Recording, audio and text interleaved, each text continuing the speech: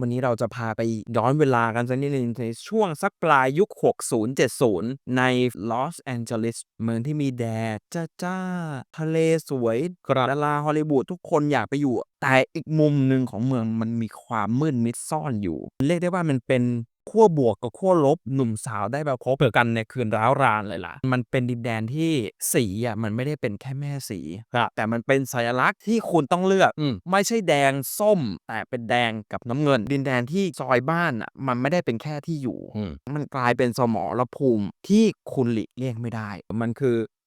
สงครามระหว่างสองสีที่ไม่ใช่ลิเวอร์พูลกับเชลซีนั่นคือสงครามระหว่างแก๊งบลัดและคริปส์คำถามสำคัญคือไอ้แก๊งเนี่ยมันมีตั้งแต่ตอนไหนมันเกิดอะไรขึ้นมามันถึงตีกันมันดุเดือดเลือดพล่านขนาดไหนกันเชียววะและมันเกี่ยวอะไรกับ culture ของฮิปฮอปที่เราฟังกันถึงทุกวันนี้เราจะมาเล่าขยายไขข้อสงสัยให้ทุกคนฟังกันสไตล์ของพวกเขาเนี่ยมันมีเรื่องของสีเป็นหลักเรื่องของ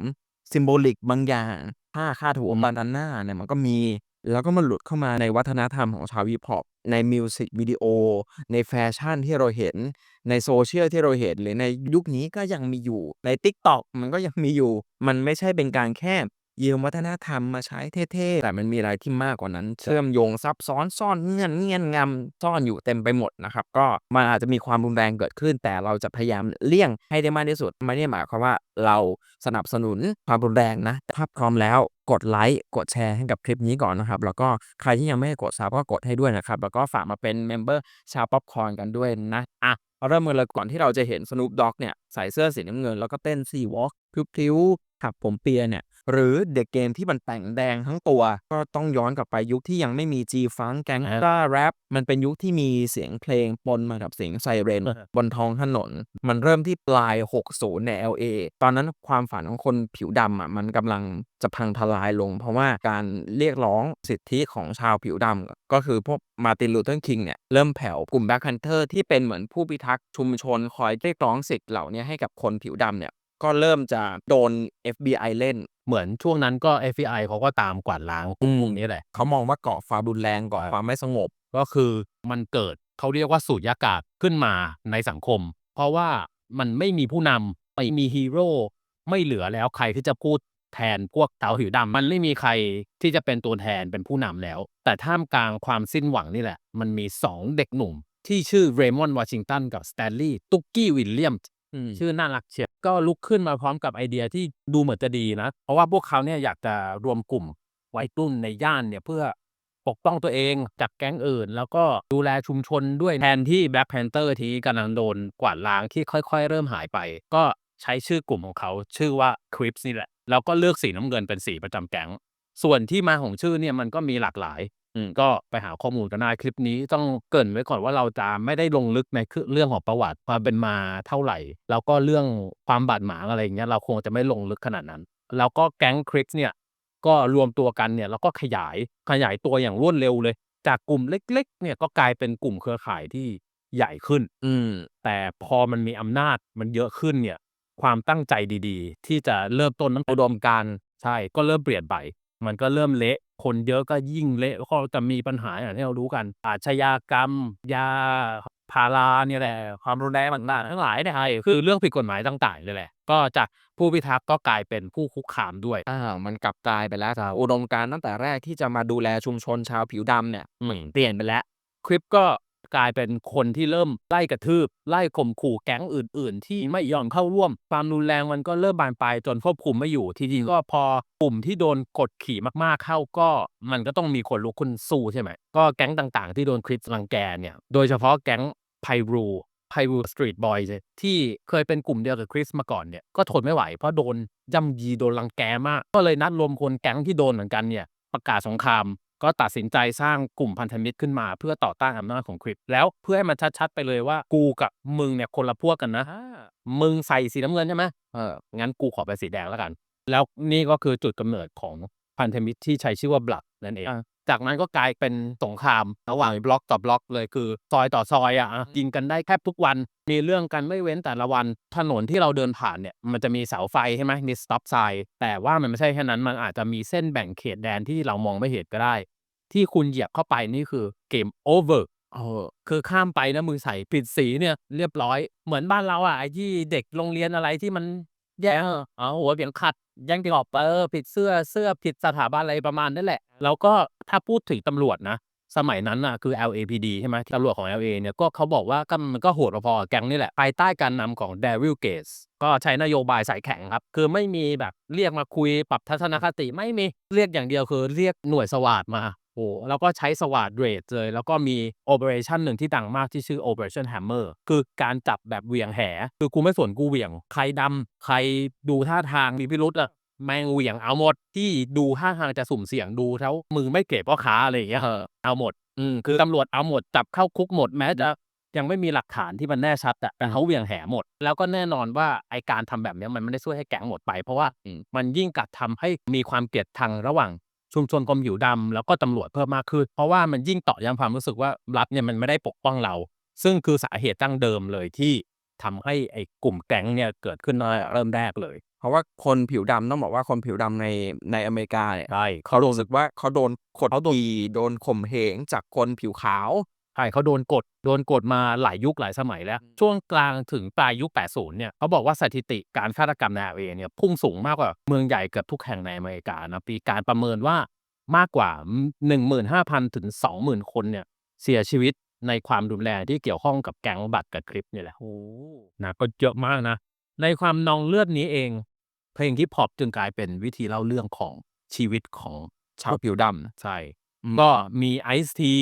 ที่ออกเพลง Six in the Morning Six in the morning, police at my door. Fresh Adidas squeak across the bathroom floor. Out my back. ที่เล่าเรื่องการวิ่งหนีตำรวจตอนเช้าๆคือถ้าเป็นบ้านเราก็ตื่นเช้ามาออกไปซื้อปลาท่องโกน้ำเต้าหู้ออกกำลังกายหน่อยไอ้นี่คือวิ่งหนีตำรวจเลยแต่เช้าเลย ISD ก็ออกเพลงมาแล้วก็มี NWA ก็ด่าตำรวจแบบตรงไปตรงมาในเพลง F the Police Out of shape, and when I finish, bring the yellow tape to tape off the scene of the slaughter. NWA นี่คนก็ขอเยอะนะใช่แล้วทุกเพลงอะมันไม่ใช่เรื่องแต่งแต่มันเป็นเหมือนเรียลิตีโชว์ที่เกิดขึ้นจริงเหมือนเอาภาพจริงๆมาสะท้อนในเพลง มีเค้าโครงจากเรื่องจริง based on true story ประมาณนั้นแล้วเรื่องพวกเนี้ยก็เหมือนถูกส่งออกไปทั่วโลกผ่านฮิปฮอปคนญี่ปุ่นอังกฤษยุโรปแม้แต่บ้านเราเองอะก็เริ่มรู้จักคำว่า Compton Gangsta Life Gangsta Rap อืมผ่านเพลงแรปพวกเนี้ยมันคือการเผยแพร่วัฒนธรรมอีกส่วนหนึ่งนะก็เทียบง่ายๆเหมือนเราดูหนังเกาหลีอะอืมหนังกินแดมยอนทัดโดจูแล้วก็ไปเที่ยวที่สวยๆอะไรอย่างเงี้ยแต่ว่านี่เขาสะท้อนผ่านชีวิต Compton ว่ามันทับขนาดไหนล่ะหลังจากที่เราเห็นแล้วว่าสงครามสีเสื้อเนี่ยมันเริ่มได้ยังไงทีนี้มาถึงจุดที่เรื่องมันเริ่มเจอกันคือจุดที่เสียงปืนกำลังจะถูกเปลี่ยนเป็นเสียงบีทในสตูดิโอเพราะ Crips และ Bloods เนี่ยมันไม่ได้แค่เป็นแก๊งท้องถนน แต่มันดันซึมเข้าไปสู่วัฒนธรรมฮิปฮอปที่มีผลต่อเพลงแฟชั่นและวิธีที่โลกมองฮิปฮอปด้วยจาก Banana ผ้าเช็ดหน้าที่เอามาผูกหัวน่ะที่ Tupac ชอบใส่อะใช่แล้วก็ไปจนถึงท่อนแรปไปจนถึง Sneaker Culture ทุกอย่างเนี่ยมีรากที่โยงมาเกี่ยวกับแก๊งเหล่านี้ทั้งนั้นเลย โอ้โฮต้อง Sneaker Culture นี่โอ้โฮมันใช่ มันสุดจริงๆนะครับเราเคยสงสัยไหมว่าแรปเปอร์ West Coast ยุคแรกๆเนี่ยทำไมถึงมีสไตล์การแต่งตัวที่เป็นเอกลักษณ์จัดๆเลยกางเกงดิกกี้หรือกางเกงสีกากีเสื้อตัวโค้งๆเสื้อเชิ้ตลายสก๊อตติดกระดุมมีรองเท้าด้วย Converse Chuck Taylor สมัยก่อนแล้วก็มี Nike Cortez แล้วก็นี่แหละผ้าคาดหัวนั่นแหละไอ้เนี่ยมันไม่ใช่สไตล์ที่เขาคิดขึ้นมานะแต่มันคือเครื่องแบบที่สมาชิกแก๊งแต่งในยุคที่แก๊งครองเมืองเนี่ยการแต่งตัวคือการประกาศตัวว่ามึงอยู่ฝั่งไหน สีของเสื้อผ้าสีของเชือกรองเท้าลายของผ้าบานดาน่าเนี่ยแล้วก็มีทิศทางการพับขากางเกงด้วยนะพับแขนเสื้อทุกอย่างมีความหมายหมดการเหน็บผ้าการอะไรเนี่ยทุกอย่างมี meaning มีนัยยะหมดคือไม่ใช่จะแต่งแบบซัวๆแล้วก็คอแรปเปอร์กลุ่มแรกๆอย่างที่เราบอกไป IC หรือ NWA เนี่ยพวกแรปเปอร์กลุ่มเนี้ยก็เริ่มทำเพลงที่เขาพยายามจะเล่าเรื่องจริงของเขาที่โดนกดขี่โดนอะไรจากตำรวจต่างๆนานาเอาชีวิตของเขาที่เขาเจอมาเนี่ยเอามาใส่อยู่ในเพลงแล้วก็รวมไปถึงการแต่งตัวด้วยภาพที่เราเห็น Eazy-E ใส่หมวก Compton นะใส่ดิกกี้เสื้อดิกกี้เสื้อเชิ้ตดิกกี้สีดำเนี่ยมันคือภาพสะท้อนของเด็กหนุ่มใน LA ว่าจริงๆสตรีทแวร์ที่เรารู้จักกันทุกวันเนี้ยมันมีรากมาจากเครื่องแบบที่ ความลบของแก๊งเหล่านี้มันเนี่ยความหมายที่ซ่อนอยู่ในเสื้อผ้าอย่างรองเท้า Converse เสื้อยืดขาวอะหรือผ้าบานาน่าผูกหัวหรือห้อยกระเป๋าเนี่ยทั้งหมดเป็นสัญลักษณ์ของแก๊งที่ฮิปฮอปเนี่ยเอาไปทำให้เป็นเมนสตรีมทั้งนั้นนอกจากเสื้อผ้าที่มันบ่งบอกแล้วเนี่ยสิ่งตามมาต่อมาคือเรื่องของภาษา ใช่ Blood กับคลิปเนี่ยมันมีแสแลงที่เป็นโค้ดลับอยู่แสดงความเป็นแก๊งอะมันมีวิธีการพูดของตัวเองอย่างคลิปเนี่ยก็จะเรียกเพื่อนชาวแก๊งว่าคัสส่วน Blood ก็จะเรียกกันว่า Blood ชาว Blood อะไรประมาณนั้นคืออย่างบลัดเนี่ยจะไม่เรียกเพื่อนว่าคัดเพราะมันจะไปซ้ำกับเป็กจะไม่เอ่ยคำว่าอะไรที่มี C ออกมาเลยC word จะไม่ไม่ได้เลยไม่ได้แล้วก็ลองดูสิใครเอาภาษาพวกนี้มาใช้กันล่ะก็เป็นพวกแรปเปอร์ที่เราฟังที่เราเห็นกันอยู่เนี่ยเขาก็เอาแสแลงพวกนี้มาใส่ในรามของตัวเองแล้วก็มันก็เลยเกิดเป็นแนวดนตรีที่เรียกว่า Gangsta Rap มันก็เลยทำให้ภาษาของไอ้ Gangsta Rap เนี่ยแนวเพลงแนวอะไรมันถึงมีความดุดันมันไม่ได้พูดถึงเฮ้ยปาร์ตีกันสนุกสนานแต่มันพูดถึงแบบข่าวอาชญากรรมกูเดินตรงนี้แล้วกูโดนกระทืบมากูจะไปเอาคืนยังไงวะอะไรอย่างเงี้ยการรายงานข่าวแหละผัดเพลงแล้วก็อย่างอัลบั้มที่เป็นอัลบั้มคือเรียกได้ว่าเป็นอัลบั้มขึ้นหิ้งดีกว่าหิ้งที่แล้วก็เป็นอัลบั้มที่เหมือนการเปิดโลกให้คนภายนอกได้เห็นวัฒนธรรมชาวแก๊งเนี่ยก็คืออัลบั้ม Straight Outta Compton ของ NWA ตอนหลังก็ไปทำหนังดังขนาดนั้นนะอัลบั้มเนี้ยมันเผยให้เห็นเรื่องจริงในคอมตันแล้วกันในชุมชนเหล่านั้นนะมันโหดยังไงมันบอกถึงเรื่องความรุนแรงที่เขาโดนจากตำรวจนะเขาก็เรื่องการขายยาพาราแล้วก็เรื่องการปกป้องอาณาเขตตัวเองเนี่ยมันสะท้อนถึงวัฒนธรรมของชาวแก๊งการต่อสู้ของชาวแก๊งการต่อสู้ของคนผิวดำในคอมตันตอนนั้นมันคือการเอาเรื่องราวของบลัดและคริปเนี่ยเอามาเล่าผ่านเสียงเพลงอย่างที่ตรงที่สุดแล้วก็แม่งก็ดังมีเพลงอย่าง Boys in the Hood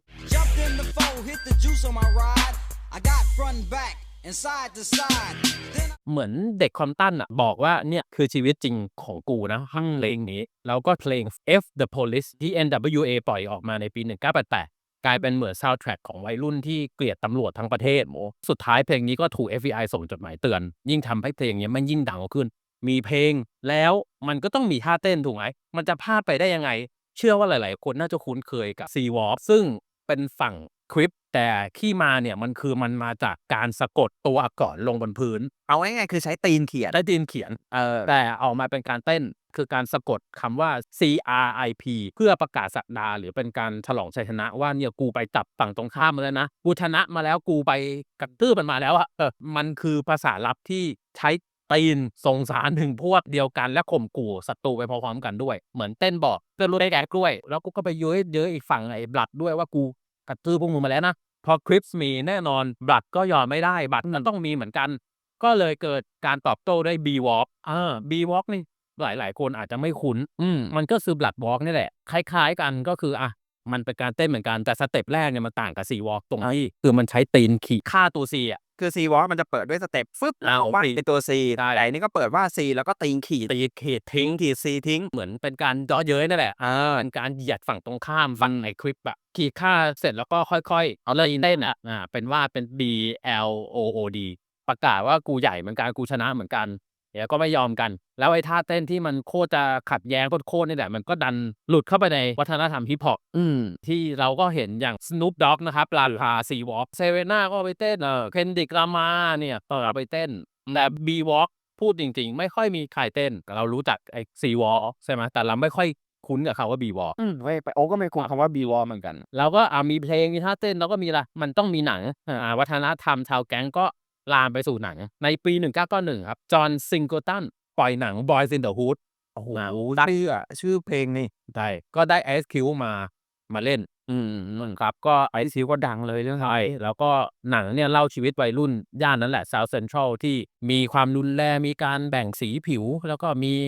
เรื่องระหว่างคริปกับบลัดหนังเนี่ยก็ดังชิงออสการ์ด้วยพอเข้าชิงออสการ์ก็ทำให้ทั้งโลกเนี่ยเห็นจากวัฒนธรรมแก๊งไปสู่วัฒนธรรมฮิปฮอปแต่ว่ามันยังไม่จบแค่นี้นะต่อไปเนี่ยมันจะเดือดมากกว่านี้ก่อนไปก็ใครรู้จักคลิปหรือปรับจากเพลงหรือหนังอะไรช่วยคอมเมนต์มาบอกหน่อยนะครับใครที่ยังไม่กดไลค์ก็กดไลค์ให้หน่อยนะจ๊ะยังไม่กดแชร์ก็กดแชร์ด้วยนะครับแล้วก็กด Subscribe ด้วยนะจ๊ะมาเป็นเมมเบอร์ชาวช่องถูกใจก็ซูเปอร์แตงได้นะครับถ้ารู้จักจริงๆรู้จักจากหนังเรื่อง Straight Outta Compton นะแต่พอมาอินจริงๆมาอินช่วง Kendrick นี่แหละทำให้เราอยากรู้เหมือนกันว่าบลัดจากคลิปเนี่ยมันเกี่ยวข้องอะไรกันยังไงกับวัฒนธรรมนี้จริงๆไอ้เรื่อง การต่อสู้ความขัดแย้งระหว่างบลัดกับกริปเนี่ยมันมีหลายคนทำอยู่แล้วก็ไปหาดูได้ถ้าจะเอาลึกๆนะแต่ว่าคลิปนี้บอกตรงๆว่าเราเน้นเรื่องวัฒนธรรมที่ผอมมากกว่ามาถึงว่าถ้าพาร์ทที่แล้วเนี่ยอย่างที่เราเล่าไปที่ผ่านมาคือมันเป็นการสะท้อนวัฒนธรรมนะพาร์ทเนี้ยมันคือการเป็นวัฒนธรรมแก๊งซะเองเรื่องมันเริ่มไต่ระดับความพีคขึ้นมาอีกขั้นหนึ่งเมื่อมันมีเงินทองและชื่อเสียงเข้ามาเกี่ยวข้อง มันเริ่มดังแล้วไงเรื่องมันเริ่มจะเดือดสุดๆในยุค 90 นี่แหละครับ เมื่อค่ายเพลงฮิปฮอปฝั่ง West Coast ที่ชื่อ Death Row Record คือกำเนิดขึ้นมา CEO ของค่ายนี้ก็คือ Marion Suit Knight โอ้โหหลายๆคนน่าจะเคยได้ยินชื่อแกนะ เป็นชายร่างยักษ์ที่ไม่ได้เป็นแค่นักธุรกิจ แต่เขามีความเกี่ยวข้องกับแก๊งบลัดโดยตรงเลยคือเปิดเผยเลยว่ากูเป็นบลัดใช่แล้วก็ศิลปินในค่ายหลายคนก็มาจากชาวแก๊งเหมือนกันพูดง่ายๆคือ Death Row เนี่ยมันไม่ได้ทำเพลงเกี่ยวกับแก๊งแต่มันเป็นแก๊งที่ทำเพลง ประมาณนั้นแล้วก็ไปเซ็นสัญญากับแรปเปอร์ที่ฮอตสุดๆในตอนนั้นก็คือภูผา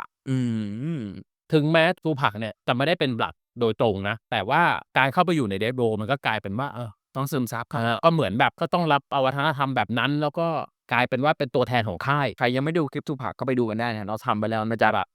ทีนี้ตัดภาพไปอีกฝั่งหนึ่ง East Coast ก็มีค่ายชื่อ Bad Boy Record ของชอนพัฟฟี่คอม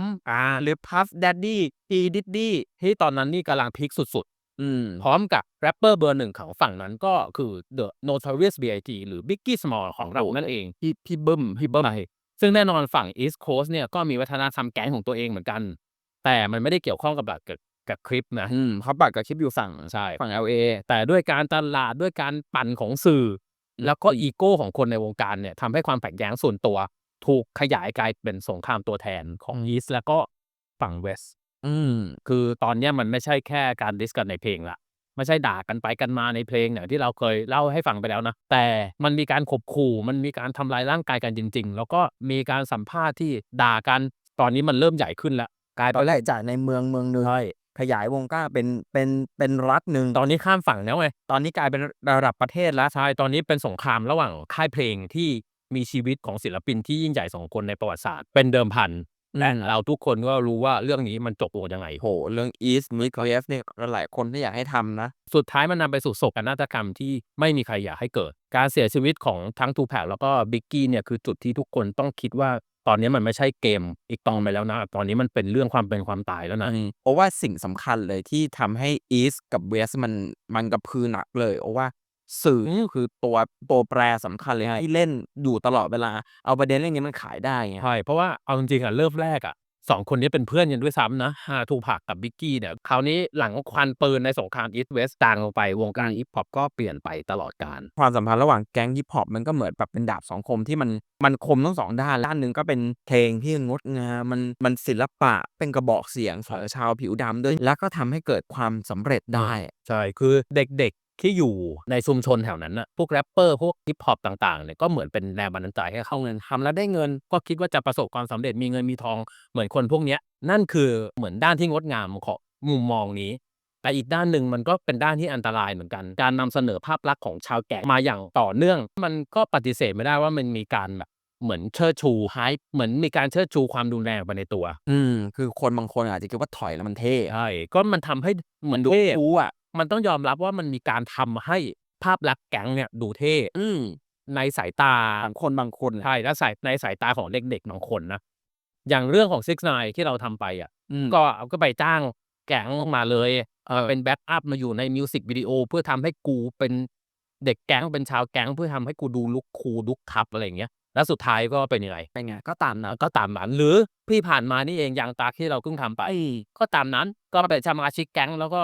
เท่ไหมล่ะก็พอนี่แหละศิลปินเข้าไปยุ่งกับแก๊งเนี่ยก็จะมีดราม่าเรื่อง loyalty ขึ้นมาเพราะว่ามึงอยู่กับแก๊งกูมึงก็ต้องอยู่ไปต่อชีวิตนะเว้ยใช่แล้วก็มึงก็ต้องมีค่า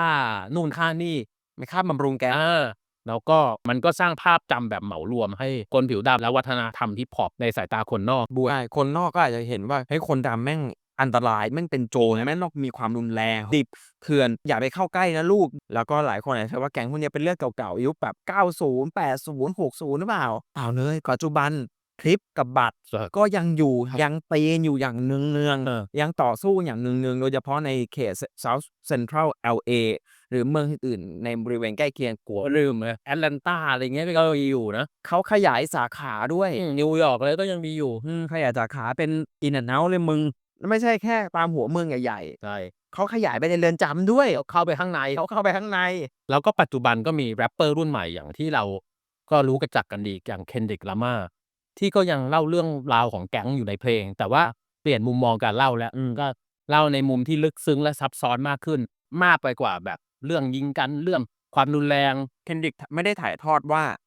กูคูลกูเจ๋งกูอยู่ในแก๊งแต่เขาถ่ายทอดว่าความเป็นแก๊งความเป็นอะไรเนี่ยมันส่งผลกระทบต่อการดำเนินชีวิตของเขาอย่างไรบ้าง นั่นแหละมันทำให้เราเห็นว่าวัฒนธรรมที่โหดร้ายที่สุดบางทีก็ถูกย่อยให้กลายเป็นความบันเทิงและในขณะเดียวกันก็ยังเป็นความจริงที่บางคนในพื้นที่เนี่ยต้องเผชิญอยู่ทุกวันกริปกับบัตก็ยังตีกันอยู่ยังมีความรุนแรงต่อเนื่องกันอยู่ไม่ได้หายไปไหนพวกเขาก็ยังหยีกันอยู่ยังตีกันอยู่แต่โลกภายนอกอย่างเราอ่ะมันก็เลือกจะมองว่าเป็นสไตล์เป็นเพลงเป็นหนังมากกว่าแล้วก็ฮิปฮอปมันไม่ได้แค่ยืมวัฒนธรรมแก๊งมาใช้แต่ฮิปฮอปมันคือผลผลิตโดยตรงของวัฒนธรรมแก๊งนะครับ ก็นี่แหละครับคือเรื่องราวระหว่างคลิปกับบลัดมันไปขยายเข้าสู่ Hip Hop Culture ได้ยังไงนะครับคิดเห็นได้กับเรื่องนี้คลิปนี้คอมเมนต์บอกหน่อยฝากกดไลค์กดแชร์นิดนึงนะครับอยากให้เราทำเรื่องไหนอีกEast West ก็บอกกันมาได้ ถ้าชอบแนวนี้ก็ฝาก Subscribe ให้หน่อยนะจ๊ะแล้วก็มาเป็นชาวป๊อปคอร์นกันเยอะๆนะครับแล้วก็ชอบแนวนี้มากๆก็ซุปเปอร์แตงให้เราก็ได้นะครับก็ขอบคุณชาวป๊อปคอร์นคนใหม่ด้วยนะครับโอ้โหมาอีก3ท่านนะครับคุณ Trouble คุณ WNCH คุณ Bonnie นะครับแล้วก็คุณ Daniel Fraser เซเลบกายมังตี้เฮเตอร์โคลเล็กไปโตบลูวายอภิสิทธิ์มิสมินิเจชานนท์คุณกั้งคุณอัลสคาแล้วก็คุณบุตตี้เดฟนะครับก็กราบขอบคุณมาณที่นี้แล้วก็มาเป็นเมมเบอร์กันเยอะๆนะครับแล้วก็เดี๋ยวเจอกันใหม่คลิปหน้าจะเป็นไลฟ์ฝากติดตามกันด้วยนะจ๊ะบ๊ายบายจ้ะ